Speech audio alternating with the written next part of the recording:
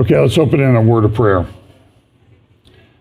Lord, thanks for the day. We pray that you'll bless our time together today as we discuss some rather heavy subjects. We pray that you'll always help us to be encouraged, that in all we do, we should act to glorify you. In Jesus' name, amen. Well, today we're going to talk about, is that me? I'm not sure why I'm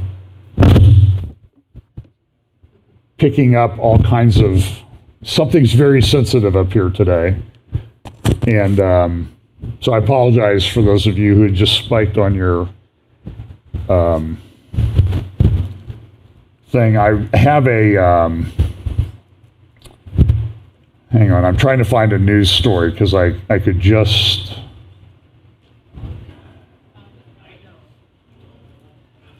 well, okay, let's go. So we're going to talk about shocks, and you'll see what I mean about this. We talk about the convergence of events. Here's a little grid that I use. I talk about it every week: acceleration, convergence, logistics, understanding. Just a little update. Next Friday and Saturday, I will be at the Hope for Our Times conference in San Marcos. I think I'm speaking on Saturday morning. You can go to hopeforourtimes.com. And you can, I don't know if they have any places left for people to come live, but they have places for people to, you can watch the live stream. It's a fairly nominal fee for what you're getting, right? I don't know what's going on here with this. I mean, is my mic loose, or do you know what it is? Connection to you.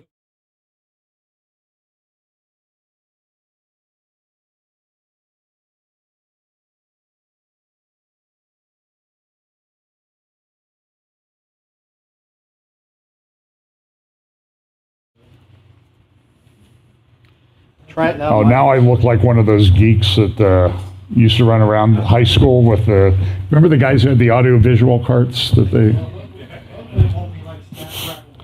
So I'm not sure why this is doing this. So we apologize. I will tell you, for those of you who don't do live streaming and that type of thing, this is the hardest thing that we do.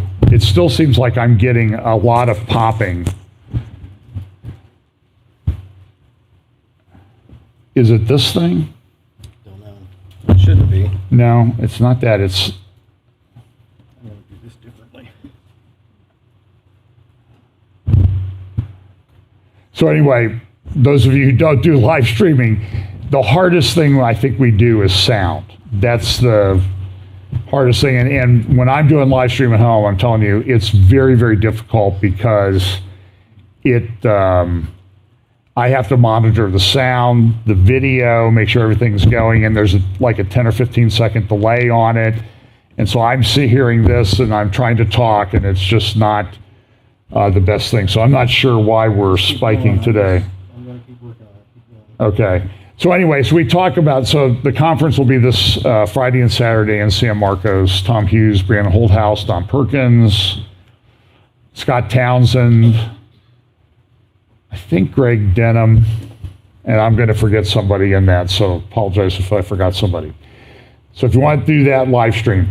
So we talk about convergence, logistics, understanding, acceleration. This is sort of my little wormhole AI graphic that I come up with for acceleration and convergence. Again, we also look at this verse every week about the fact that as we get closer to the end, people are going to understand.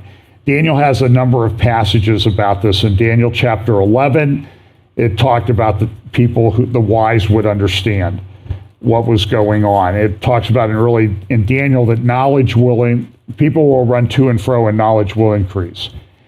And so I think there's a double meaning to that. The surface meaning is, people are going to be traveling all over the place and knowledge will increase. And what we see is we're seeing this explosion of travel in the world right now. I mean, I saw a picture of Trevi Fountain in Rome. Well, the Pantheon in Rome has stood for about 2,000 years, and the Pantheon, they're now charging an initiation or a entrance fee so you can get in because it's so crowded. And then I saw a picture of Trevi Fountain, and it was the whole square. If you've been there, you know it's a very beautiful square and fountain. It was, you could see the water in the middle, and the rest was wall-to-wall people all the way up to the buildings on the street and everything. It was, and this is happening all over, so people are traveling a lot. Again, this is sort of a little thing that I think of in terms of the first 4 seals. I'm sort of examining this, and I get emails from people that are also looking at it that, you know, I'm not so sure that the first seal, the white horse, is the Antichrist. It's certainly things that lead up to the Antichrist, or that the Antichrist will be doing, but I think all the first 4 seals say that, and you also have to look at the passage in Zechariah, but they're going to open, and they're going to accelerate, and they're going to all converge at the end near the ultimate impact of that's going to go all the way until the Lord returns. I don't think you're going to find that it's I have no idea. I'm not even touching anything. Am I? It's annoying me. I can imagine how it is for you. So let's look at some things that are going on in the world. So here's a thing out of San Francisco. Fiscal peril comes for Golden Gate Bridge. Now, Golden Gate Bridge was built back in the 30s. It's a phenomenally beautiful bridge. Been there many times. Across it, even one day we drove across it. It was 95 degrees at Fisherman's Wharf, and you went out to the bridge a couple miles away, and because it was shrouded in fog, it was 50 degrees on the bridge. So they have these things called microclimates, but they're not getting the traffic now because San Francisco is dying. I think it's partly it's under the judgment of God for allowing the nonsense to go on that they allow to go on there. But the commercial real estate is collapsing probably in San Francisco more than anywhere else, although I think it's going to be a problem. Certain areas of the country are going to be okay. For example, we got a lot of stuff going on in Columbus, and things, at least in the suburbs, seem to be holding their own.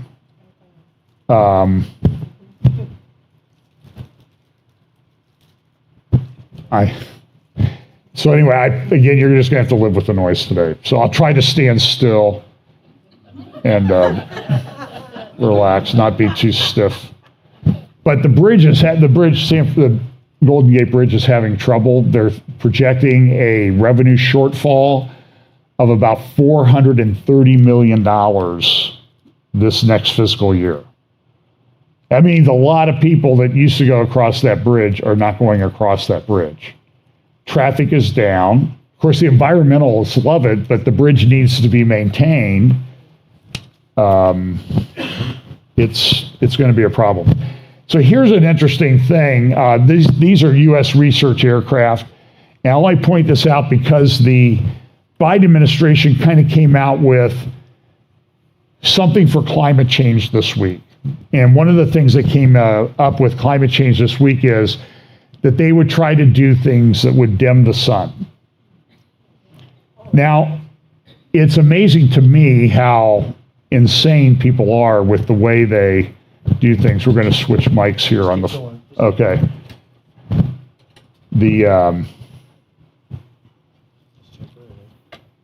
Okay. You make me nervous back there. And the Biden administration has actually proposed this in a report that they gave to Congress about ways that they might deal with this problem. And it's a problem. I mean, everywhere I look, we're heading to Southern California this week, and it's going to be 107 degrees in California. Do you want me to take this off? Just temporarily. Just keep going. I'll switch it while you're talking. Okay. So I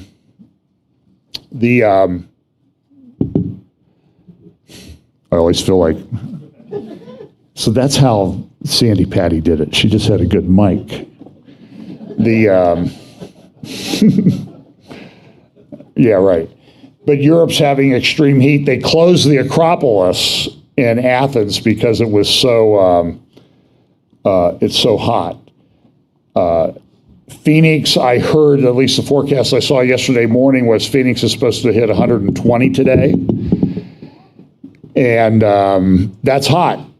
I looked at Phoenix for the extended forecast, and for the next 45 days, their high temperature will be over 100 degrees, at least the way it's projected right now. Place we're going in California was 107 yesterday, 106 today. And so it does seem that something is going on. These are record warm temperatures everywhere. And of course, the climate change people are running around literally, what is the old saying? Their panties are in a bunch. I'm not playing the clip, so don't get too upset. This is John Kerry. And John Kerry, he had a meeting this week at Windsor Castle with King Charles. And King Charles is the guy who went to the World Economic Forum back in 2020 and said that, it was at COP27 last year a year ago in Glasgow. He said that we just need to have this guy, somebody to marshal the forces with trillions at his disposal. So a lot of people think, well, that was King Charles talking about himself. I don't know. I don't know how much money the guy has. I know it's a lot more than I have. But he had climate talks with John Kerry, who's our climate czar this week, and who was arguing with the people at the Congress, like, well, I don't fly a private jet. I fly on the government's private jet, the government's private airline. But he was also talking about the fact that the way to really deal with the climate change issue is to get rid of capitalism. And that really is what lies at the heart of it. Another thing that the Biden administration did was they came out with a U.S. national strategy to counter anti-Semitism. Look at this. In a private letter to U.S. anti-Semitism envoy Deborah Lipstadt, Israeli President Isaac Herzog last week called the Biden administration's national strategy to combat anti-Semitism a historic moment deserving of recognition and gratitude.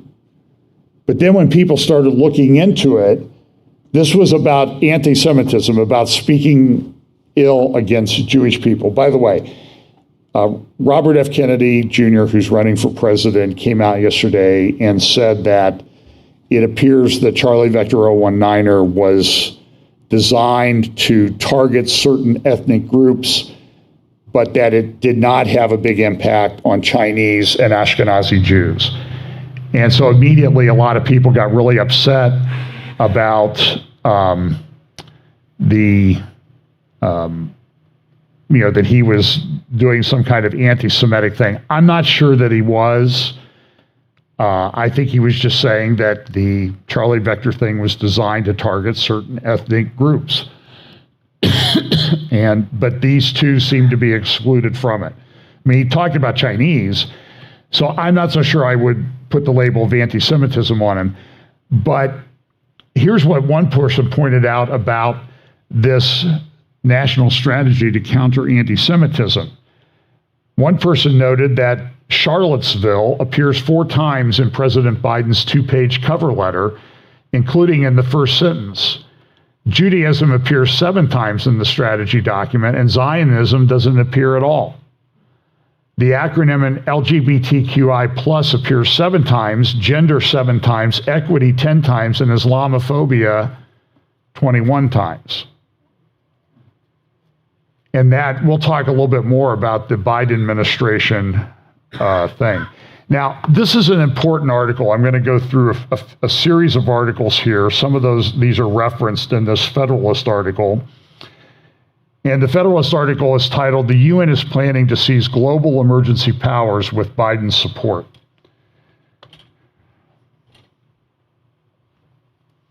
Now I was relying on that. That's right. I suppose I'll get blamed for that one too. The Federalist article. So there's a link in the show notes on the YouTube video and on the Rumble video description. But listen to this. In September 2024, less than 2 months before the next U.S. presidential election, The United Nations will host a landmark Summit of the Future, where member nations will adopt a pact for the future. The agreement will solidify numerous policy reforms offered by the UN over the past 2 years as a part of its sweeping Our Common Agenda. So this is a picture, this is a thing of the Common Agenda. You know, they talked about deadly pandemics on uninhabitable planet, destabilizing inequalities, warning signs, the cost of the digital economy if we don't do anything. It's $9.2 trillion, up to 827,000 viruses that could infect humans exist in mammals and birds. So listen, so if you're going to accuse me of alarmism and misery index, just wait around the UN documents and the climate change documents and the World Economic Forum documents for a while. One of the things back in March that this is also part of this common agenda, the renewed social contract, and how everything's going to be done by the public and everything's going to run through the UN and the World Health Organization. This is where they're really trying to seat power. And of course, the World Economic Forum is on board with it. Also in March, the UN came out with this thing called Strengthening the International Response to Complex Global Shocks, an emergency platform. Back to the Federalist article, many of the details of the UN emergency platform were laid out in a March 2023 policy paper titled Strengthening the International Response to Complex Global Shocks. In that paper, UN Secretary General wrote this: I propose that the General Assembly provide the Secretary General and the United Nations system with a standing authority to convene and operationalize automatically an emergency platform in the event of a future complex global shock of sufficient scale, severity, and reach. Now, what does that mean? It's not really defined. And so you know what these people will do with it. They're going to use it to the maximum ability. We just went through this for the last 3 years. Once triggered, the emergency platform would give the UN the ability to actively promote and drive an international response that places the principles of equity and solidarity at the center of its work. The UN would bring together the stakeholders, that's a word they use all the time, the stakeholders, not shareholders. They're not shareholders in corporations, even though John Kerry acknowledged there are shareholders in corporations, that the managers of the corporation, the directors of the corporation, have a fiduciary obligation to do things like make money. Like, I mean, do you really think that John Kerry cares that his wife's company, Heinz, makes money or not? Of course they do. The emergency platform would give the UN the power to ensure that all participating actors make commitments that can contribute meaningfully to the response and that they are held to account for delivery on those commitments. But it gets worse. As difficult as it might be to believe, the story gets even worse from here. Even though the duration of the emergency platform would initially be set for a finite period, at the end of that period, the Secretary General could extend the work of an emergency platform, if required, according to their own policy proposal. And it appears that the Biden administration is fully on board. They've given speeches about how they're completely on board with these proposals. So we have a problem. Here's a little bit. This is some of the things that they think might be complex global shocks, major climatic event, future. It sounds like the news headlines from the last week, to be honest with you. Future pandemic risk, event involving biological agents, disruption to global flows or goods or people, unforeseen black swan event, cyberspace global digital connectivity disruption. And listen, I think sometimes we get a little bit like they tell us that there's going to be cybersecurity events, and that means they're planning it. I don't know if maybe they're planning it, okay? But we know they're going to be cybersecurity events, and we would expect the balance sometimes is we expect people that are in charge of things to be planning for these eventualities. So if people do plan for that, you can't say that they're planning the event necessarily. Maybe they're just part of the government that plans to deal with it if it comes about. And maybe there are people, I'm sure there are nefarious people, that are planning these events, and there are people that are trying, there are state actors trying all the time. There's a constant hacking war going on between Iran and the U.S., Russia and the U.S., China and the U.S., and the U.S. has a big thing. But so they take these complex global shocks, and then you see that they tie them to the UN Sustainable Development Goals, Agenda 2030, all of these things, and they want to get everything accomplished by 2030. That seems to be the target date that they're pushing for. Now, also recently, the World Economic Forum, our friends over there at the Center for the Fourth Industrial Revolution section of the World Economic Forum, put out a report just last month about top 10 emerging technologies of 2023. And so when you see them do this, remember they have that spoken wheel thing that they talk about, and you can dig into the strategic intelligence section of the World Economic Forum thing. It's pretty amazing. So what they did was they sort of went through and evaluated how well are we going to be able to do these future technologies and what's their impact going to be on the environment and type of thing. So here they are. One of them is flexible batteries, powering wearable technologies for healthcare and e-textiles. How do you think that's going to go? What are they going to do with that? Wearable batteries. I mean, like, if you see these Tesla batteries and stuff catch on fire every now and then, how would you like to have one of those strapped on your back and a shirt? That would not turn out very well. Another one is generative artificial intelligence. This is a big deal. I'm going to talk a little bit more about it. Now, this is exploding. There are calls all the time, well, we need to slow this down, we need to back off, and nobody's backing off. You need to understand that. They call for slowing it down. Nobody is slowing it down. Even companies that are heavily involved in this have let go the people that were in charge of the ethical part of their development of generative artificial intelligence. It's reached a point where it has a mind of its own. I referenced it in my sermon, first hour, was an article that, an op-ed that Yuval Harari wrote in Haaretz. You can go listen to that, and I talk about that in the context of Stephen's sermon in Acts chapter 7, or Stephen's defense of himself before the Sanhedrin, the council in Acts chapter 7. And Harari, who is an atheist, who I believe grew up as the son of a rabbi. I've heard this. Now, I don't know what kind of, if he's reformed. I highly doubt that he was conservative or Orthodox rabbi. But he talks about, can Judaism survive the coming third destruction? The first destruction, the destruction of the first temple by the Babylonians in 586 BC, the destruction of the second temple in 70 AD by the Romans. But then he said the third temple that will be destroyed by the political turmoil that's going on in Israel right now is the Israeli economy, which sort of self-identifies him as an idolater because he's making the economy a temple. And this isn't his own words. Go read it. It's in Haaretz. It's not behind a paywall. And you can read that. But he talks a lot about we need to slow down generative artificial intelligence.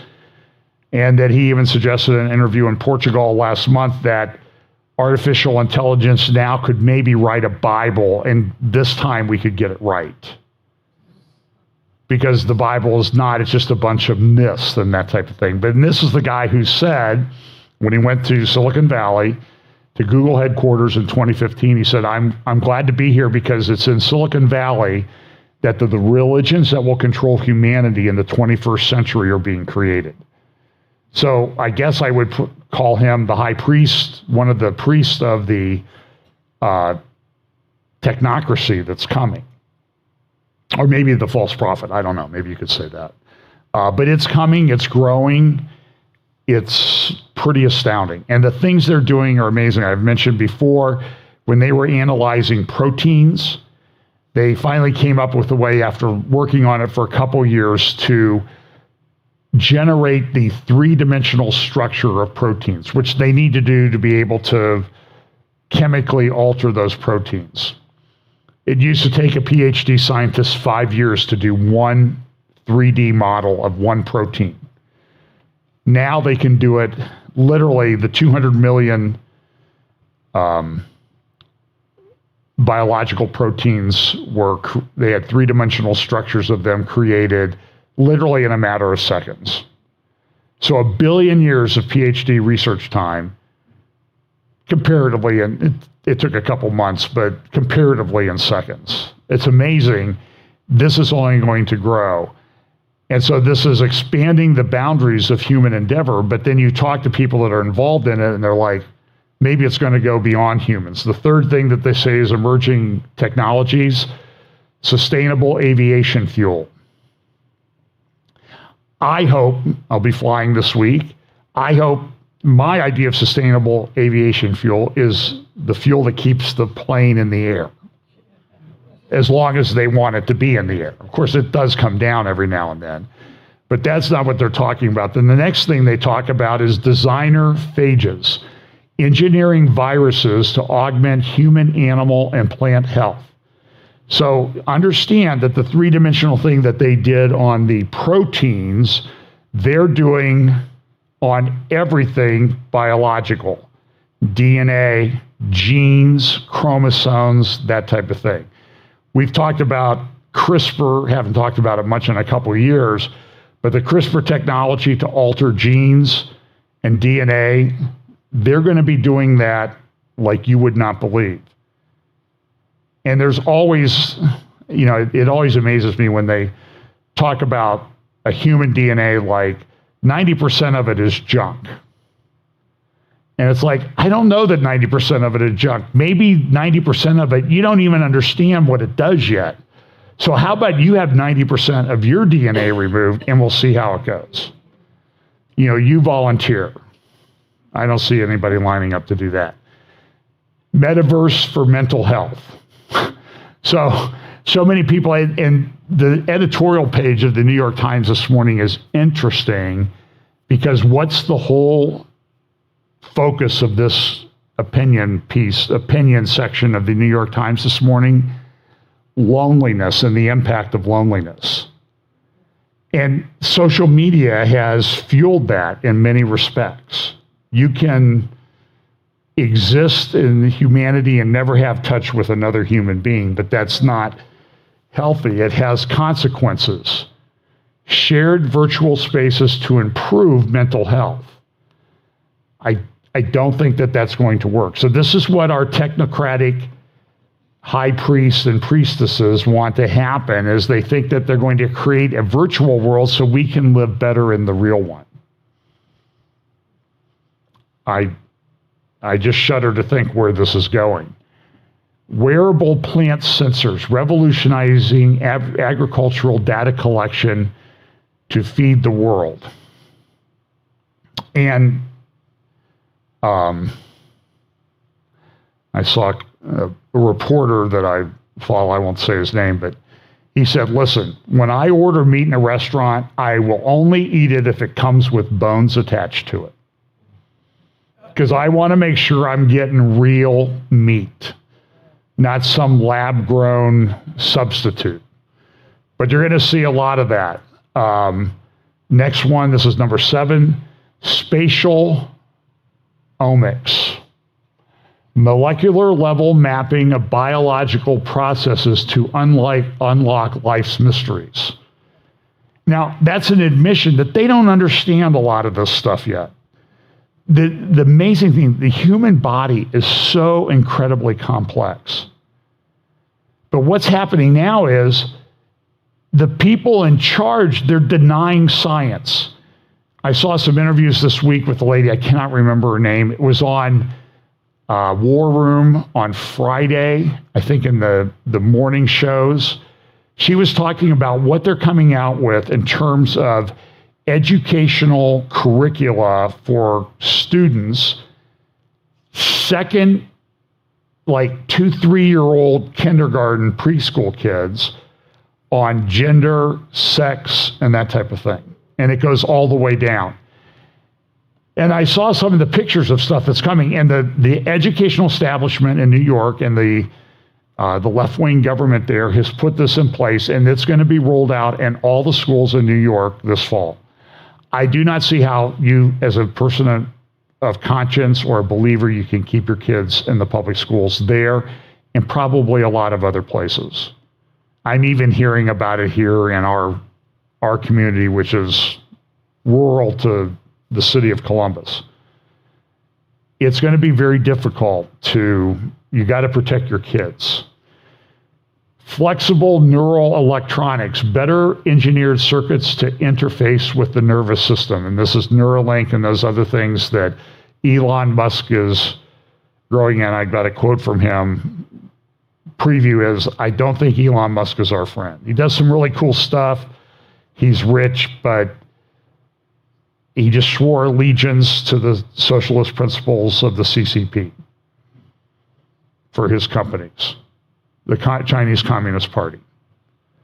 Because he's beholden to them. They finance him and they fund him.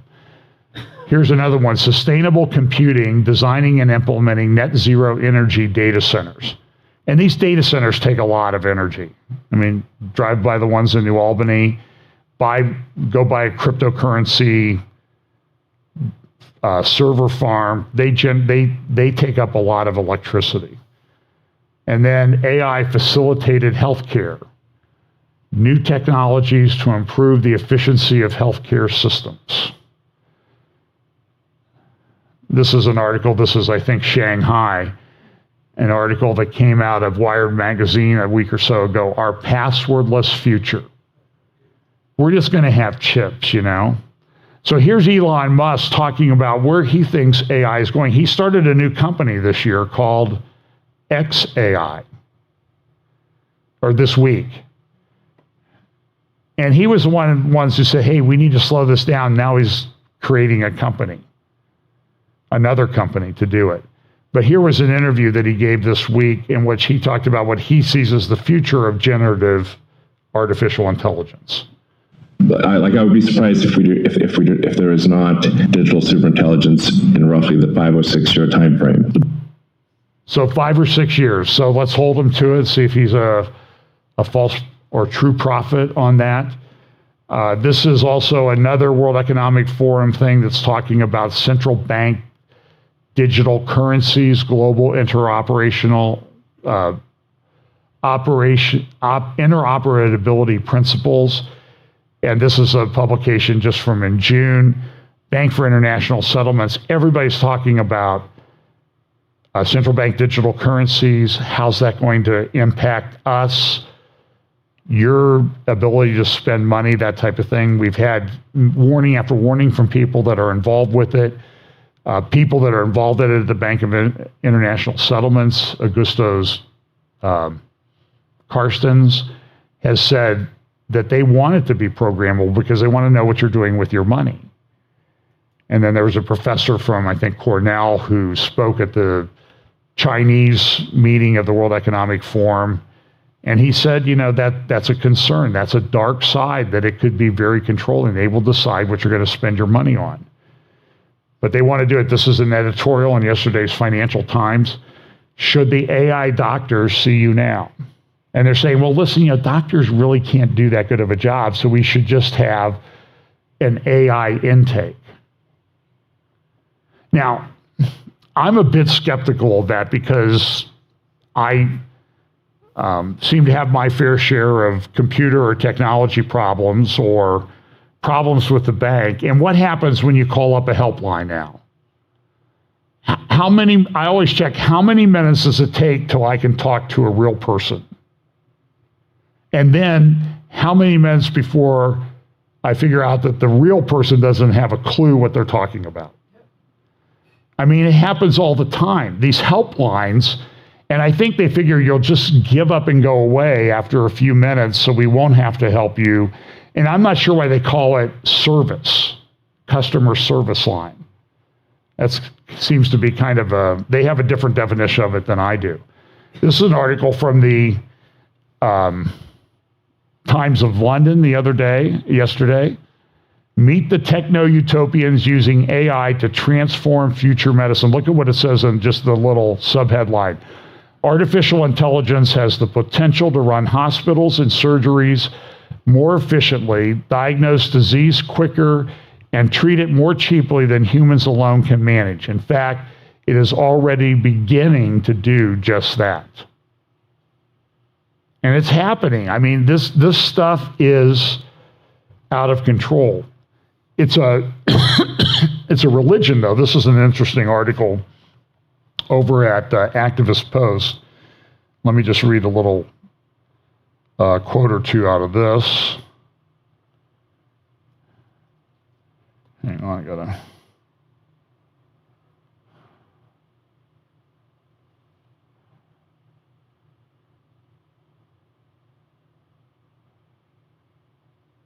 All right, Techno God.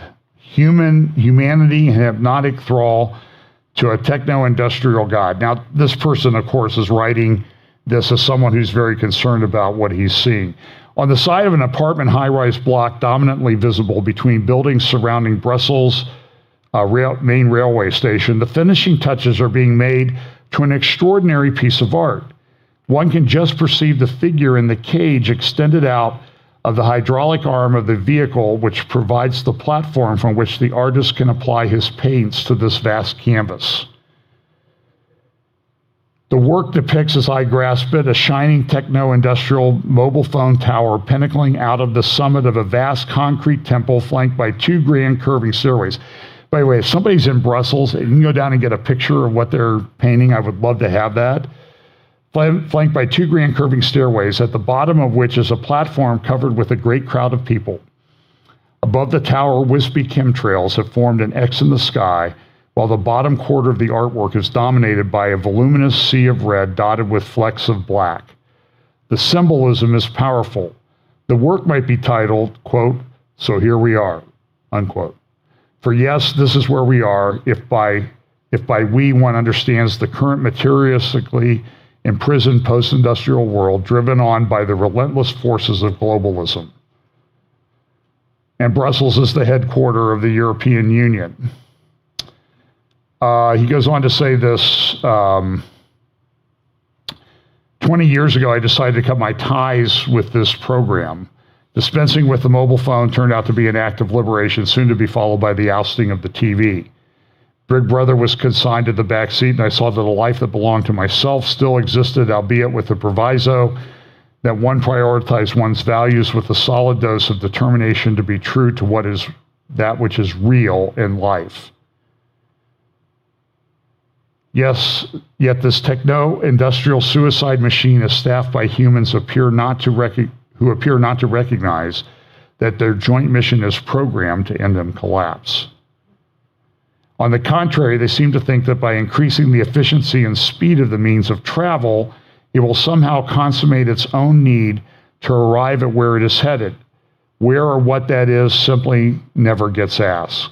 However, the psychotic gods of insentient progress who designed the program that have built into it a series of events which can reach a certain conclusion in something they call the transhuman. The transhuman robotic state of computer connected and controlled brain power for those able to pay for it. To pay for the right to be dehumanized and rendered devoid of the need and indeed ability to think, freed from emotion and freed from a soul-based link to one's creator. Stations on the way to this dark point of human annulment are laid out under the WEF creed known as the Great Reset, a reset from human to non-human. Here are some of these stations along the way. You know, it's like Stations of the Cross. The end of farming on land as we know it. The removal of redundant farmers and country dwellers into 5G and 6G controlled total surveillance smart cities.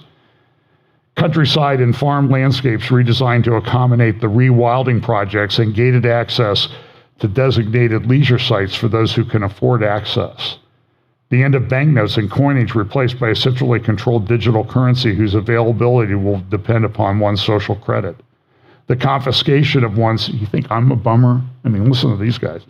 The confiscation of one's assets and private property with the option to rent aspects of them back from the corporate state that is to become the new owner. When I went to the technology continuing legal education seminar I went to for a couple of days in San Francisco back in 2019, the last trip I'll probably ever make to San Francisco, they were talking about everything's just going to be rented. It's going to be the Internet of Things, it's going to be the Internet of Bodies, all of these things. Another one, 100% surveillance via satellite and the Internet of Everything and the profligate use of algorithms to pick up any signs of resistance in communications. The repression of true spirituality in favor of a one-world religion. And he goes on, he's got about 20 or 30 things. Designer gene-altered babies via laboratory cloning of DNA sequences and cells. I mean, these are all things that we've talked about over the past year. So get this article at Activist Post by Julian Rose, July 10, 2023. Humanity in hypnotic thrall to a techno-industrial god. A great article. And he talks about the speed of travel. And this is in just yesterday's London Times of London. Full speed ahead for hypersonic air travel. There was also an article in the Wall Street this week about the torture that's being inflicted on travelers by the size of airplane seats. And one lady says, I'm 5'9", but my femur doesn't bend. So I'm a good bit taller than that, and I can tell you it's not, I couldn't get out of the seat. I remember I was on a United flight once. I couldn't get my legs behind the seat in front of me. I'm like, the bones don't bend. So they finally moved me up front, but I was thinking about what happens if there's an emergency, it's not safe, and now newspapers like the Wall Street Journal are bringing this up like it's got to the point where it's questionable whether they could evacuate a plane and they needed to. Now,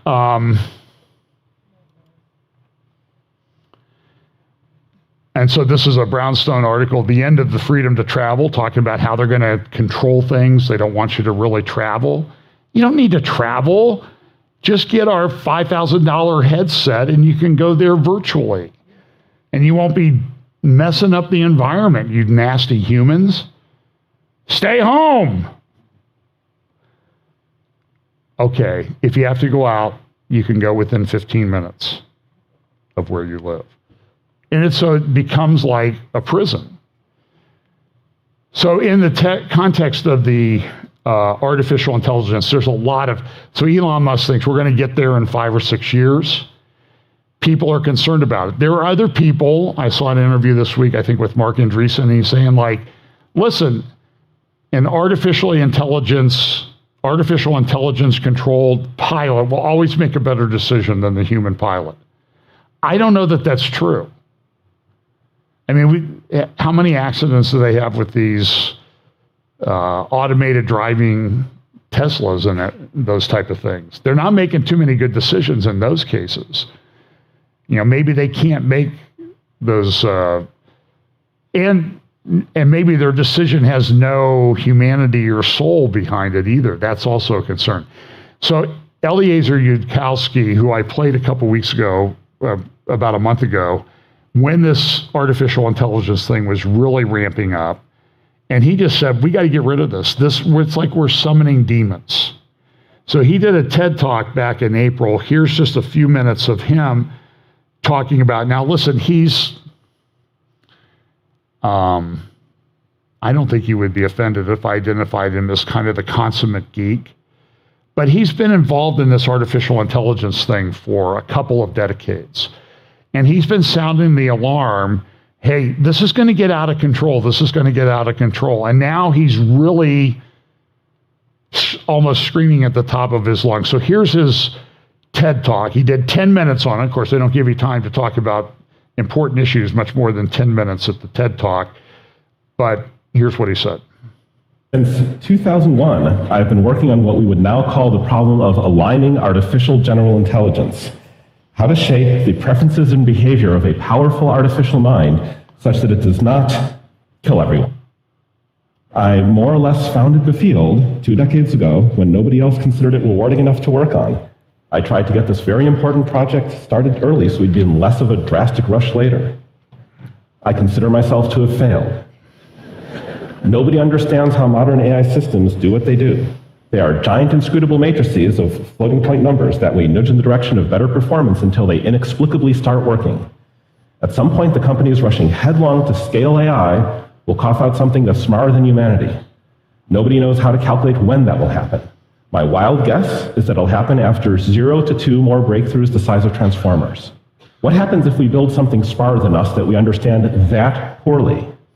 Some people find it obvious that building something smarter than us that we don't understand might go badly. Others come in with a very wide range of hopeful thoughts about how it might possibly go well. Even if I had 20 minutes for this talk and months to prepare it, I would not be able to refute all the ways people find to imagine that things might go well. But I will say that there is no standard scientific consensus for how things will go well. There is no hope that has been widely persuasive and stood up to skeptical examination. There is nothing resembling a real engineering plan for us surviving that I could critique. This is not a good place in which to find ourselves. If I had more time, I'd try to tell you about the predictable reasons why the current paradigm will not work to build a superintelligence that likes you or is friends with you, or that just follows orders. Why, if you press thumbs up when humans think that things went right, or thumbs down when another AI system thinks that they went wrong, you do not get a mind that wants nice things in a way that generalizes well outside the training distribution to where the AI is smarter than the trainers. You can search for Yudkowsky list of lethalities for more.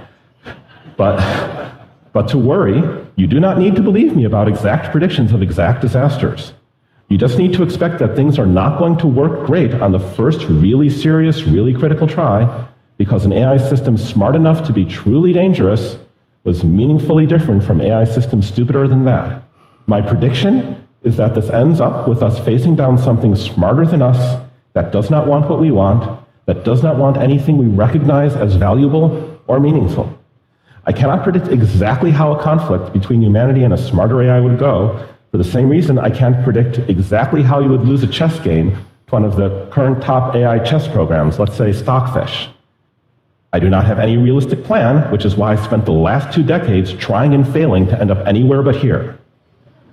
My best bad take is that we need an international coalition banning large AI training runs, including extreme and extraordinary measures to have that ban be actually and universally effective, like tracking all GPU sales, monitoring all the data centers, being willing to risk a shooting conflict between nations in order to destroy an unmonitored data center in a non-signatory country. I say this not expecting that to actually happen. I say this expecting that we all just die. But it is not my place to just decide on my own that humanity will choose to die to the point of not bothering to warn anyone. I have heard that people outside the tech industry are getting this point faster than people inside it. Maybe humanity wakes up one morning and decides to live. Thank you for coming to my brief TED Talk.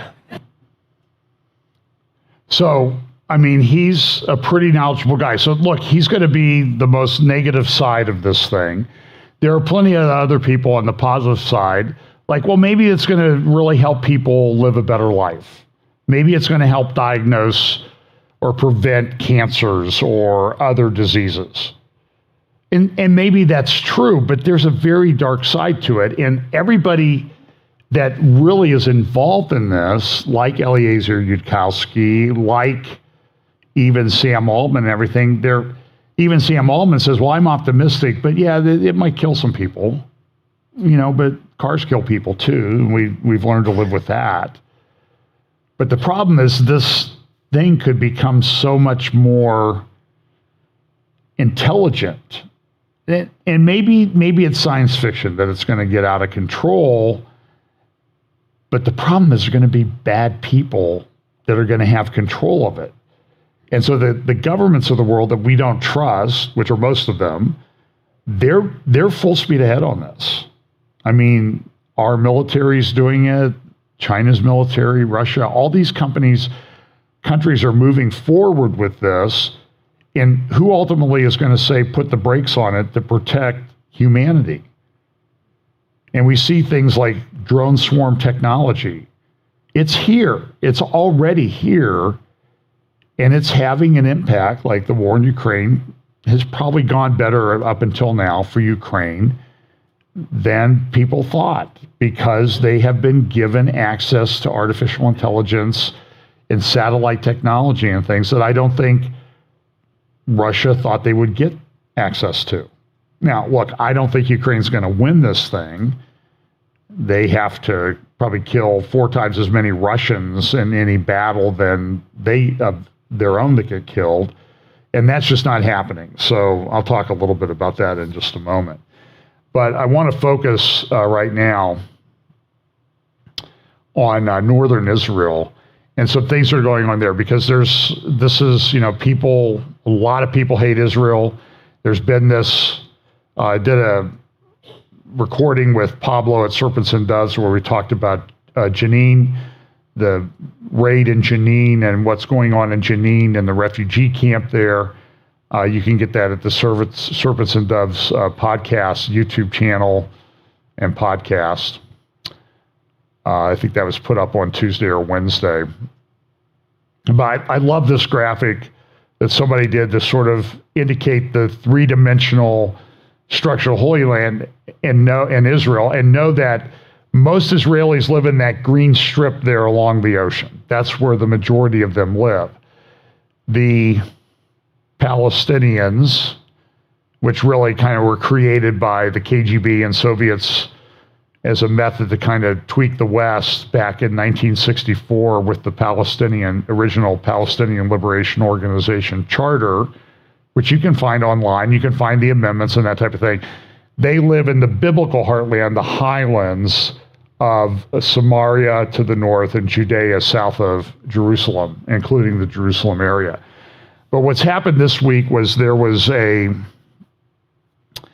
dust up there's been some things going on over the last few weeks in northern Israel. And so what you need to understand, or what we should all understand, is that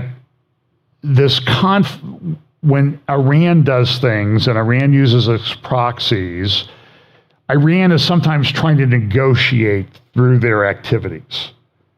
And they don't negotiate like we think they should negotiate. They have a very different style of negotiating. I had an attorney friend, and I'm not trying to make an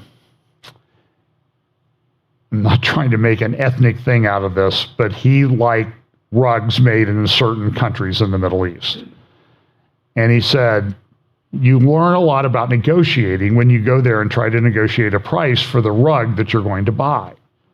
Usually you go there and there's been a sign on the business for the last 8 years, going out of business sale. And that's sort of the negotiating thing. And you hope to get out of there and felt like you've only been mildly robbed, is what he said. So, and this is how the Iranians and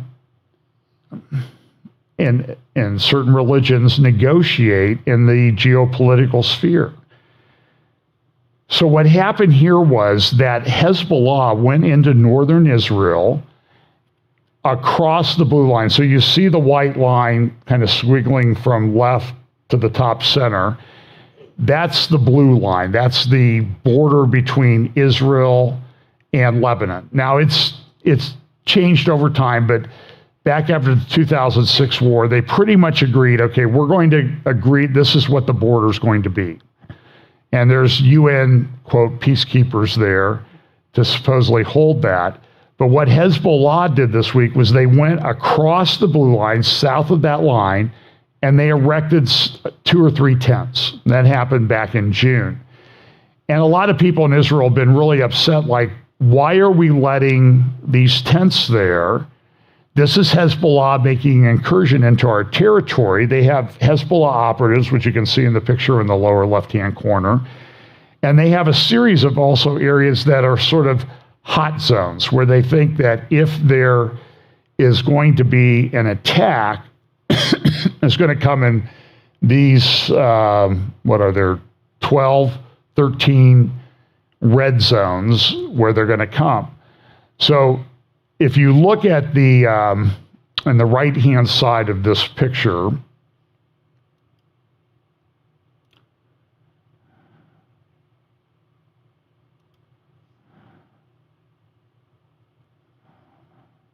oops.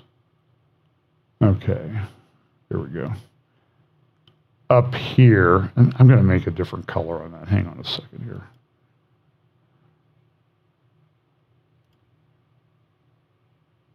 No, that's not going to work.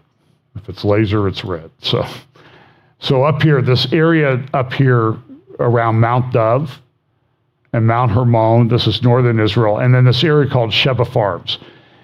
So Sheba Farms was an area that in the 1967 war, when it started, it was owned by Syria.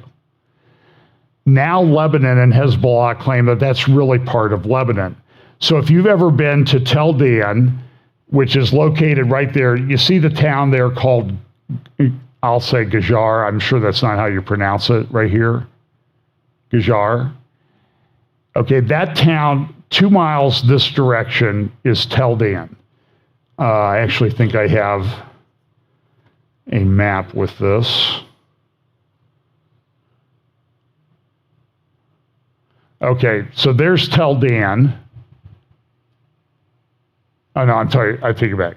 So that's Caesarea Philippi, that circle right there. Remember the Temple of Pan? Jesus went there with his disciples. And then you go just a little over a mile to the west, that's Tel Dan Nature Preserve. And that's where Jeroboam erected one of the golden calves. And then there's this town called Gajar up there, and it's a Lebanese village. After the 1967 war, when you go to Tel Dan, they dug foxholes, trenches along the Tel there. They brought in archaeologists, the IDF, and they said, okay, can we dig a trench here? And the archaeologist said, yeah, I don't think you'll damage any archaeological evidence here. So you go there to Tel Dan, right there near where the golden calf altar was, you'll see trenches that still exist today from the 67 war. And after this, and everybody kind of forgot about Gajar. Gajar was a Syrian village on the Lebanese border, and people just forgot about it. It just wasn't that important. And about 2 or 3 weeks after the war ended, the elders of the village that came down the hill to Tel Dan, to the IDF, waving, with white flags, saying, hey, we're starving up here. Everybody forgot about us, and we're kind of in no man's land here. We don't have any, we're running out of food. We want to be part of Israel. So Israel made it part of them, but back in the time of the Obama administration, the UN and others in their infinite wisdom decided to split the village in two, but just within the last 3 months, 4 months, Israel is now allowing people to go to Gajar to visit it. And so people have been going to visit it. And now, so what happens is Hezbollah decides to build a tents in that area because this is the way they negotiate things. So here's a little report from I-24 News about what's going on.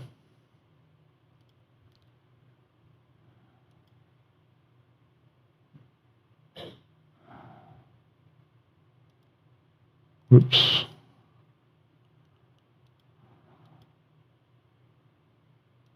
"17 years after what Israelis call the Second Lebanon War, tensions are once again spiking on the Blue Line, which separates the two countries and has become a scene and source of friction.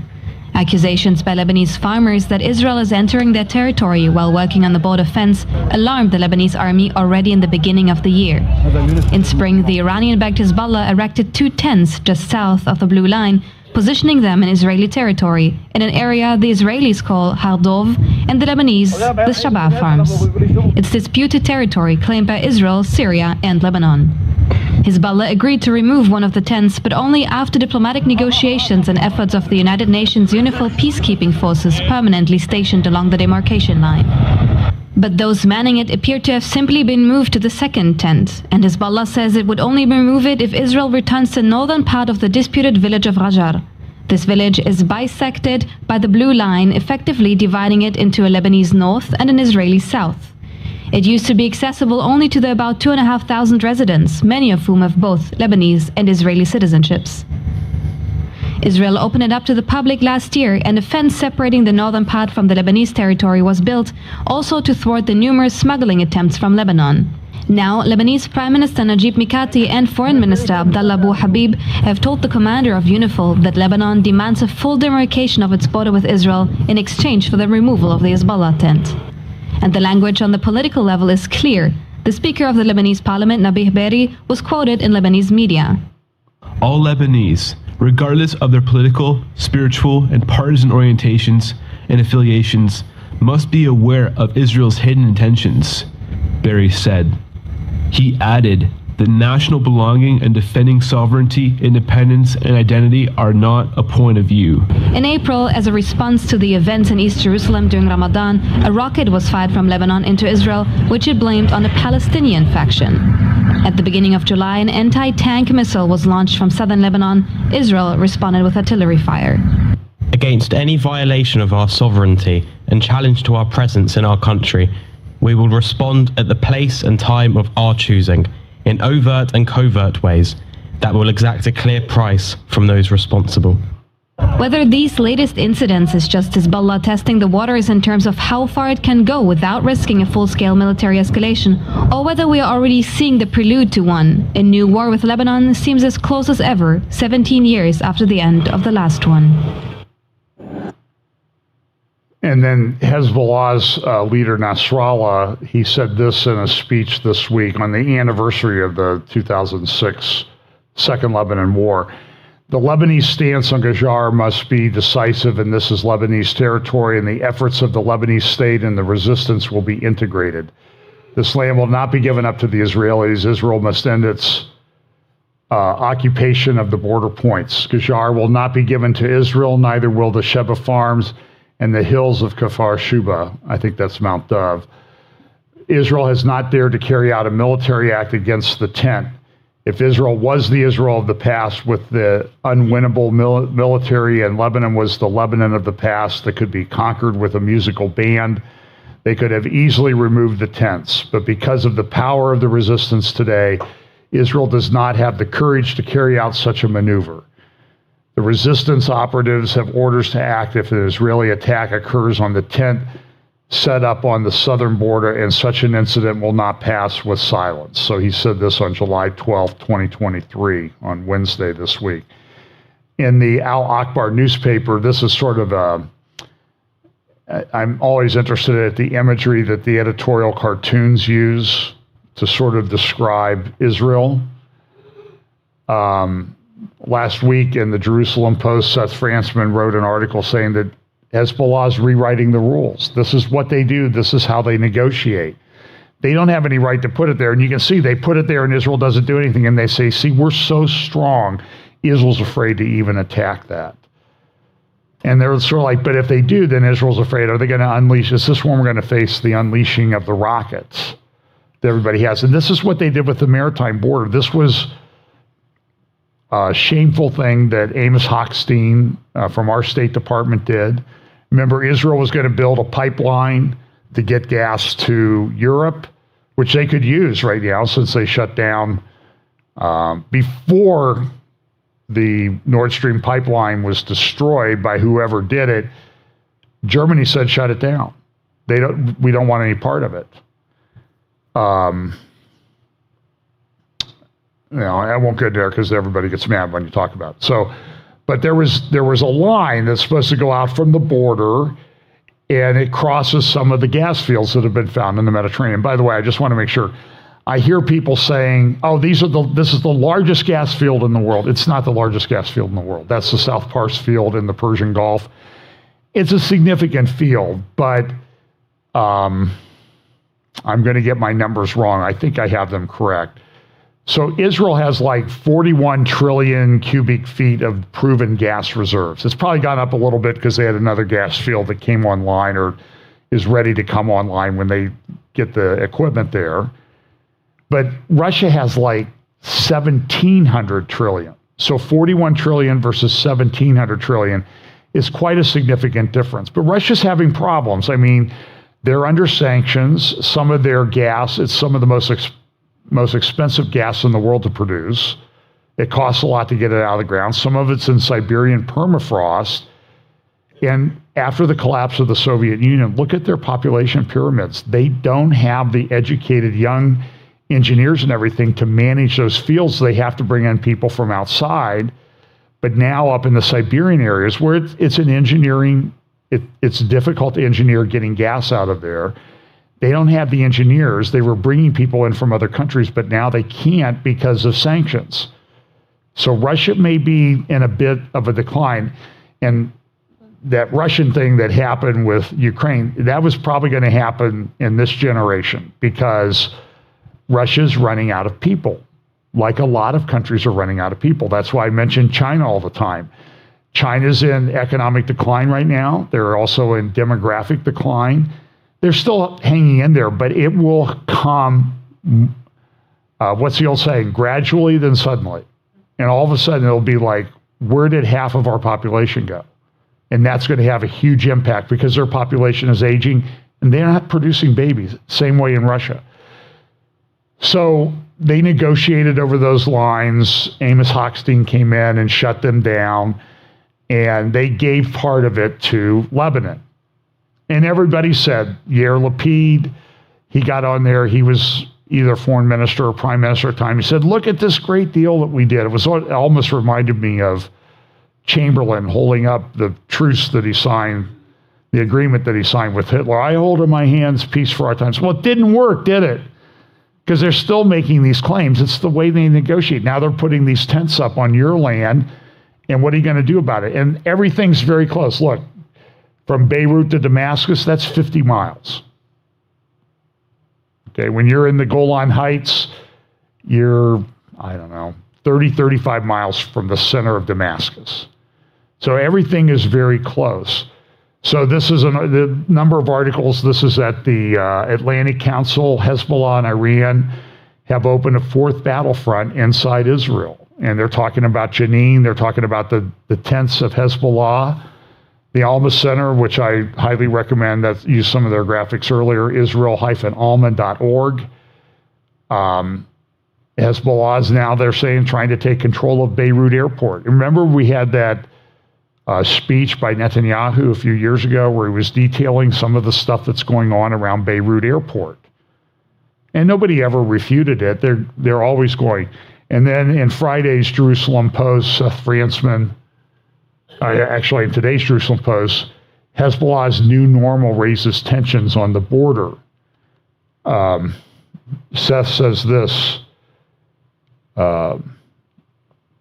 this now appears to be the new normal. Last week it became clear that Hezbollah was trying to change the rules on the border. In addition, a speech by Hezbollah leader Nasrallah revealed how the terror group is throwing down a rhetorical gauntlet over some of the tents it has set up. The tents were an attempt to move a pawn into the Mount Dove to try to trade area for demands regarding Gajar, a village on the border recently opened to tourism. So that's exactly correct. Caroline Glick has a good article at JNS that she released this week. Israel must respond forcibly to Hezbollah aggression. And I think she's correct that if they just let it go, they're only going to keep pushing. And at some point you have to do that. Brigadier General Yossi Cooperwasser over at the Israeli Defense and Security Forum, that's Amir Avivi's group, talked about, listen, we need to recognize that there's a new regional architecture involved in this area. Even the Washington Institute for Near East Policy said this, yellow tents across the blue line, Hezbollah's new brinkmanship. So a lot of people are looking at this, analyzing and saying this could be a trigger for a war between Israel. Of course, now Cliff May at Foundation for Defense of Democracy has a thing about Iran's shadow war, talking about Iran is behind this. Iran funds Hezbollah.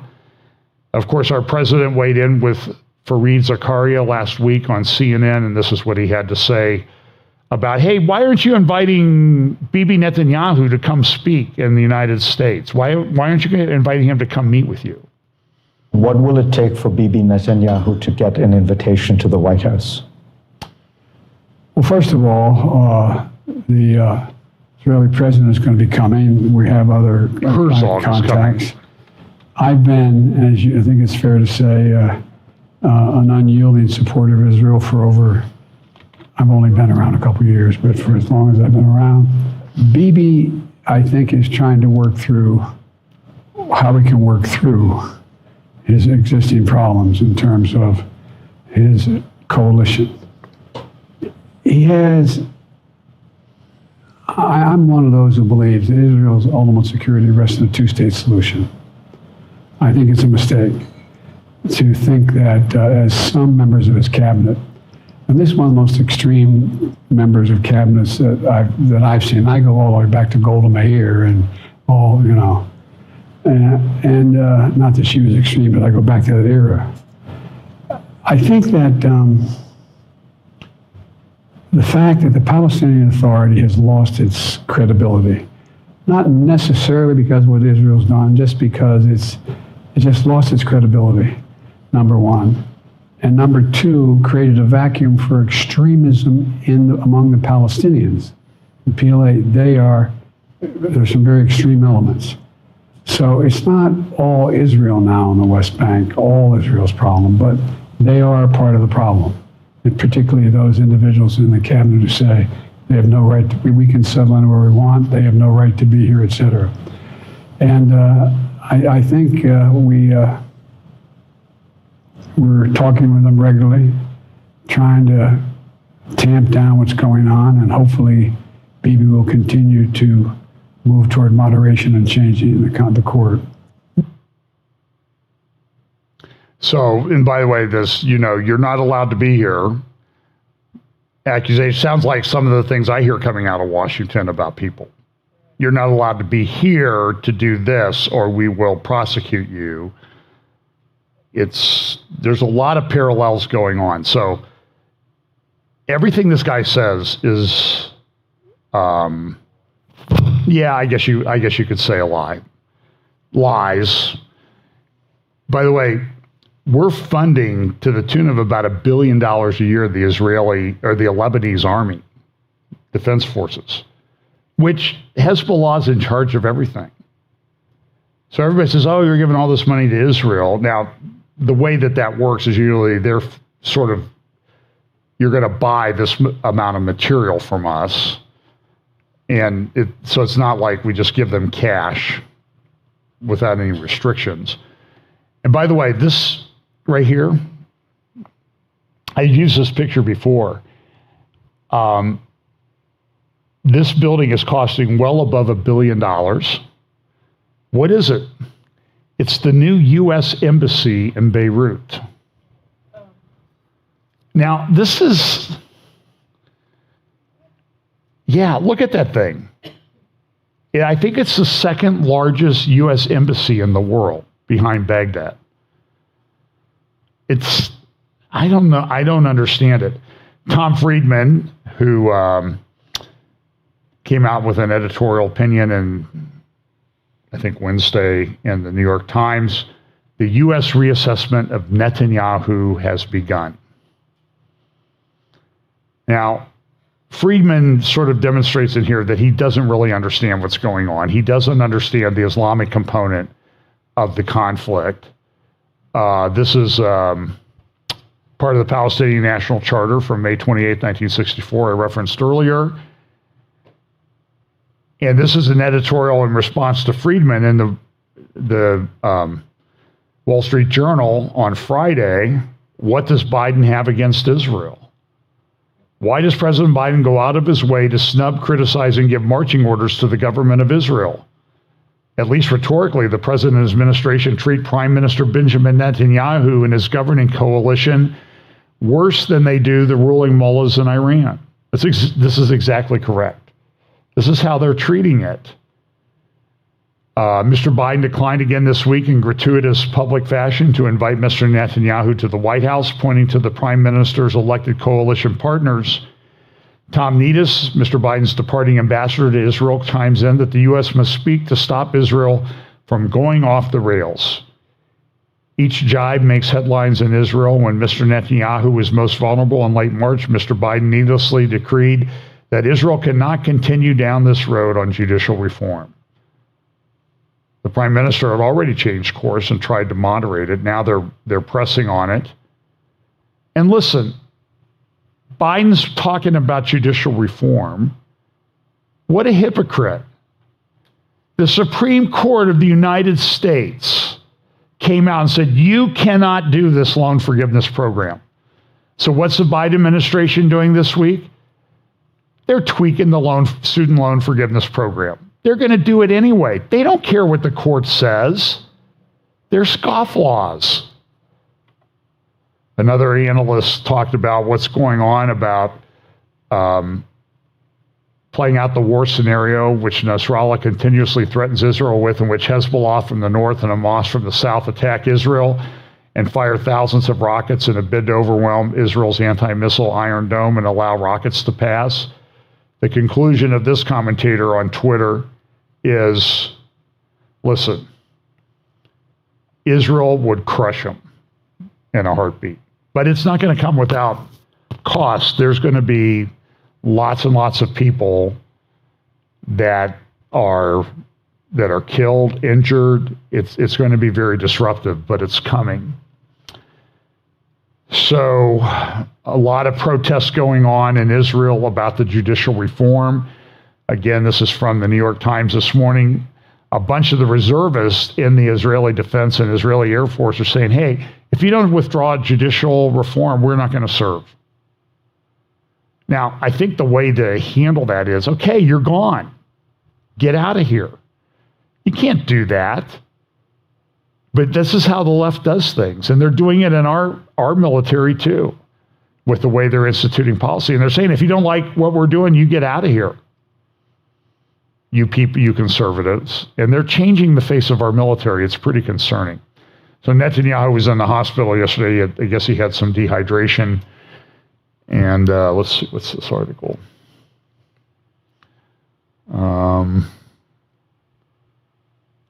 This is an interesting article. This was in Haaretz. Remember I played the clip last week of Naftali Bennett talking to the BBC reporter and said, you're just killing children. Where does the BBC get such ridiculous notions?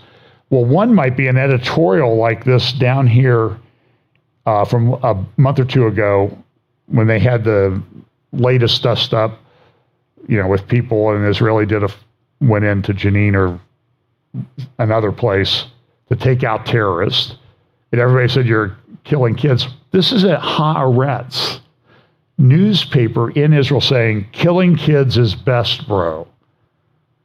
And it's the same thing that the BBC reporter was doing. This comes from somebody within Israel. Here's the article. Just absolutely insane. Now, they've changed the title of it on the online portion. Now, I have access to the replica edition. So the original editorial said, killing kids is the best, bro. Now they've changed it to the dead children of Gaza will always haunt us, because that makes it a little bit more palatable. And then just a couple more things. This is Netanyahu.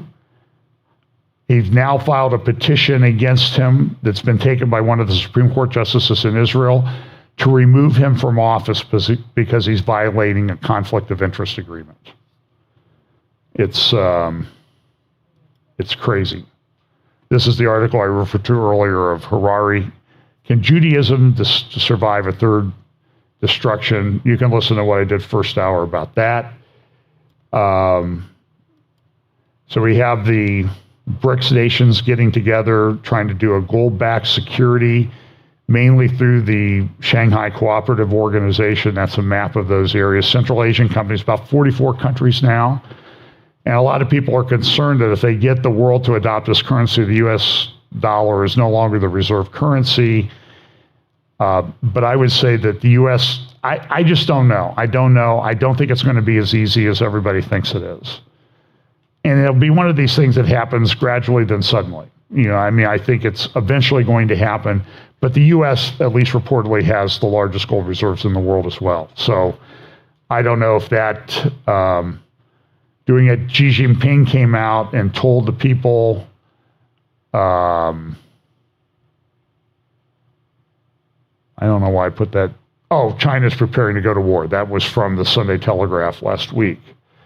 And then, of course, they had the NATO meeting this week, and Zelensky was there, and he kind of hung out to dry. There was a time he was kind of walking around. Nobody would talk to him. I don't know what that means. We called up a bunch of reserves, about 3,000. 3,000. It's not a huge number, but everybody says, oh, means there's going to be World War III this week. And people say that, have been saying that every week now for the last 6 months.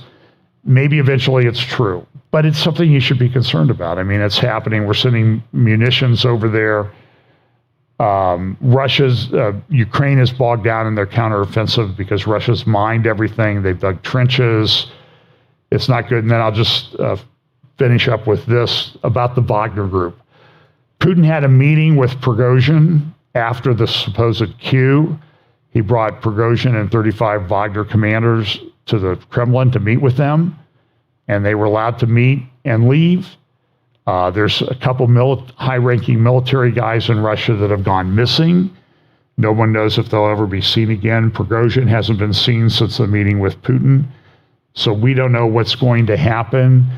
Putin says that he told them that they could keep fighting for Russia, but then he came out and he said the Wagner Group doesn't exist anymore. And that's kind of a big deal because they control a lot of Russia's foreign military operations. When you get into Africa, that's where in these regions in Africa, this is where the Wagner Group, there's a lot of conflicts going on there. Central Africa, Mali, Mauritius, there's a lot of conflicts. And so you can see these are areas where the Wagner Group is sort of joined in with the dictators in charge. They then are given interest in oil or mining to fund their operations. But the word that was coming out of Russia this week was Wagner's turned everything back over, at least in the Ukrainian area, they've turned everything back over to Russia.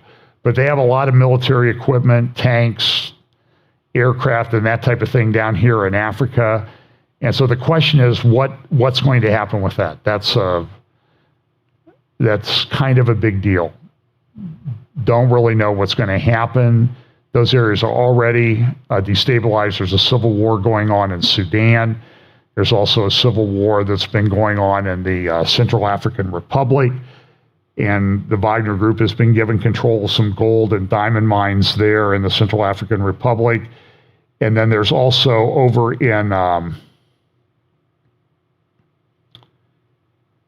towards the Red Sea coast, I think it's coming up here.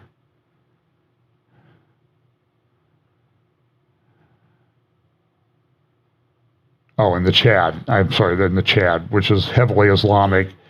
And they're trying to get it tied into the diamond mineral markets in Dubai. And that would give Russia a lot of control over that. So there's a lot of things going on. And a lot of this sort of fits into this whole Ezekiel 38 and 39 thing. And then this is the last thing I'll close with is Erdogan's like, okay, I'll let Sweden into NATO, which happened if you let me into the EU, which is kind of interesting. This is Erdogan. He plays both sides. You know, he's got alliances somewhat with Russia, a little bit with Iran. There's a lot of conflict between them in the area of northern Syria. And then he pretty much came out and said he doesn't want Ukraine coming into NATO. And that's not going to happen for a while. Until NATO's at peace, they're not coming into NATO. And it may never happen. Some people say it might happen by 2030 or 2035 or 2040. So that's a ways off. Crazy world. A lot of things happening. A lot of them relate to Bible prophecy, wars, rumors of wars, artificial intelligence, mark of the beast, Israel, threats to Israel. It's the economy. I think it's going to be a tough fall when we get there. So anyway, let's pray, and we'll resume next week. Lord, thanks for your word. Thank you for giving us information to help guide us through troublesome times. We pray that you'll give us opportunities to share the gospel in these times, which may be appear to be on the verge of starting to wrap up, and we may not have those opportunities much longer. Pray that you'll give us wisdom on how to act in these days. Bless us this week in Jesus' name. Amen.